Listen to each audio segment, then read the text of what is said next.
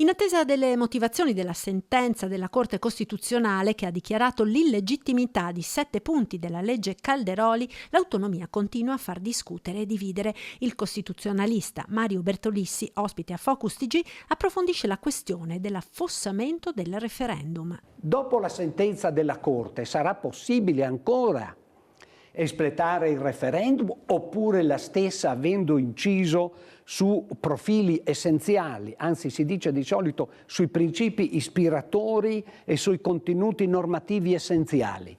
Ecco, se questi 7 profili che sono accolti e che comportano declaratoria di incostituzionalità hanno questa caratteristica, cioè attengono ai principi ispiratori, è chiaro che il referendum non si fa.